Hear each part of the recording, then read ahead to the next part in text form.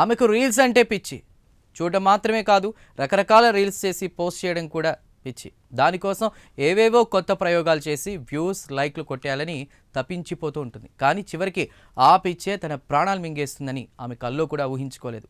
కనీసం సమాజంలో రీల్స్ పిచ్చి కారణంగా ప్రాణాలు పోగొట్టుకున్న ఎన్నో సంఘటనలు కూడా ఆమెపై ప్రభావాన్ని చూపించలేకపోయాయి. విధి రాత అన్నట్టుగా ఆ రీల్స్ పిచ్చే ఆమె ప్రాణాలను క్షణాల్లో తీసేసింది. ఇంతకీ ఆమె చేసిన పని ఏంటో తెలిస్తే మీరు షాక్ అవుతారు. చావుతో చెలగాటమాడితే చివరికి బలయ్యేది వాళ్లే అని నిరూపించిన ఆ సంఘటన వివరాలు తెలుసుకోవాలనుకుంటే వాచ్ దిస్. యూపీలో ఒక మహిళ రీల్స్ పిచ్చి ప్రాణం తీసింది.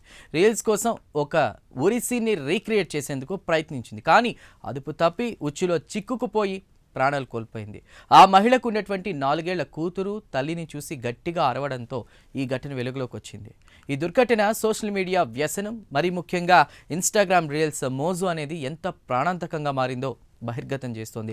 ఉత్తరప్రదేశ్ బండా జిల్లాకు చెందిన ఒక మహిళ ఉరి వేసుకుంటున్నట్లు వీడియో చిత్రీకరించే క్రమంలో ప్రాణాలు కోల్పోయింది.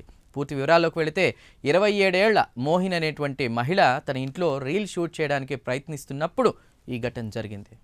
కుటుంబ సభ్యుల ప్రకారంగా మోహిని ఉరి వేసుకుంటున్నట్లుగా ఉండేటువంటి ఒక దృశ్యాన్ని రీక్రియేట్ చేయడానికి ప్రయత్నించింది.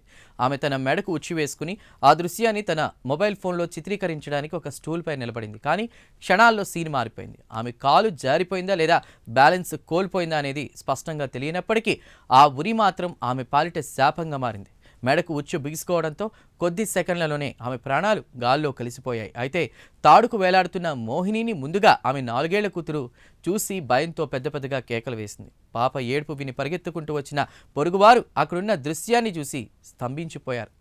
ఇక సమాచారం అందుకున్న పోలీసులు వెంటనే ఘటనాస్థలికి చేరుకుని మృతదేహాన్ని ఉరి నుంచి కిందకు దించి పోస్టుమార్టం నిమిత్తం ప్రభుత్వాసుపత్రికి తరలించారు. ఈ కేసును అన్ని కోణాల్లో దర్యాప్తు చేస్తున్నామని అధికారులు తెలిపారు. అయితే ప్రాథమిక విచారణలో రీల్ చిత్రీకరిస్తున్నప్పుడు ప్రమాదవశాత్తు జరిగిన మరణంగానే దీన్ని నిర్ధారించారు. ఇక రీల్ కోసం సృష్టించిన ఒక కృత్రిమ దృశ్యం వాస్తవ జీవితంలో విషాదంగా మారి ఒక కుటుంబాన్ని శోక సంద్రలో ముంచేసింది.